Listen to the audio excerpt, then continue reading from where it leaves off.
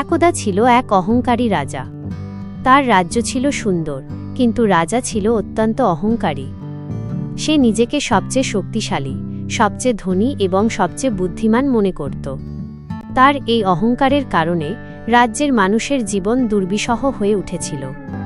রাজা প্রজাদের ওপর অত্যাচার করত, তাদের কাছ থেকে অধিক পরিমাণ কর দাবি করত এবং তাদের সব সম্পত্তি লুট করে নিত। রাজা প্রায়ই তার প্রজাদের ওপর হাসাহাসি করত এবং তাদের অপমান করত। রাজার এই আচরণের কারণে প্রজারা অতিষ্ঠ হয়ে পড়েছিল। তারা রাজার বিরুদ্ধে বিদ্রোহ করার কথা ভাবতে শুরু করে। এমন সময় একদিন একজন বুদ্ধিমান বৃদ্ধ রাজার দরবারে আসে। বৃদ্ধ রাজাকে তার অহংকারের ফল সম্পর্কে সতর্ক করে দেয়। বৃদ্ধ বলে, মহারাজ, আপনার এই অহংকার আপনার জন্যই বিপদের কারণ হতে পারে। আপনার অহংকারের কারণে আপনার প্রজারা আপনার বিরুদ্ধে বিদ্রোহ করতে পারে। কিন্তু অহংকারী রাজা বৃদ্ধের কথা শুনতে রাজি হয়নি। সে বৃদ্ধকে হেসে উড়িয়ে দেয়। বৃদ্ধ বুঝতে পারে যে রাজাকে বুঝিয়ে কোনো লাভ হবে না। তাই সে রাজাকে একটা শিক্ষা দেওয়ার জন্য একটি কৌশল অবলম্বন করে। বৃদ্ধ রাজাকে বলে, মহারাজ, আমি আপনাকে একটি উপহার দিতে চাই। রাজা আনন্দিত হয়ে বৃদ্ধের উপহার গ্রহণ করে। উপহারটি ছিল একটি ছোট্ট বাক্স। বৃদ্ধ রাজাকে বলে, মহারাজ, এই বাক্সটি খুবই বিশেষ। এই বাক্সে এমন একটি জিনিস রয়েছে যা আপনার সব ইচ্ছা পূরণ করতে পারে। রাজা বাক্সটি খুলে দেখে তার ভিতরে একটি ছোট্ট আয়না রয়েছে।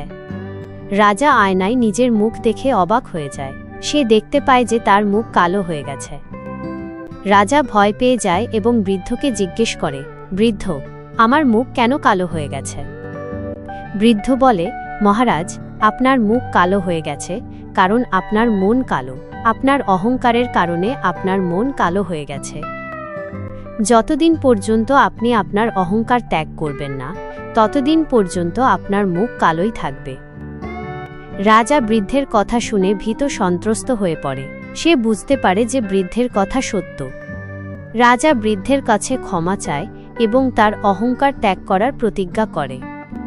রাজা তার অহংকার ত্যাগ করে এবং একজন ভাল রাজা হিসেবে পরিচিত হয়। সে তার প্রজাদের প্রতি ভালো ব্যবহার করতে শুরু করে এবং রাজ্যে শান্তি এবং সমৃদ্ধি ফিরিয়ে আনে। এই গল্প থেকে আমরা শিখতে পারি যে অহংকার মানুষকে ধ্বংস করে দেয়। অহংকারী মানুষ কখনো সুখী হতে পারে না। অহংকারের কারণে মানুষ অনেক কিছু হারাতে পারে। তাই আমাদের সবসময় নম্র থাকতে হবে এবং অন্যের প্রতি সম্মান দেখাতে হবে। ভিডিওটি যদি ভালো লেগে থাকে তাহলে অবশ্যই একটি লাইক করে দিবেন এবং চ্যানেলটি সাবস্ক্রাইব করতে ভুলবেন না।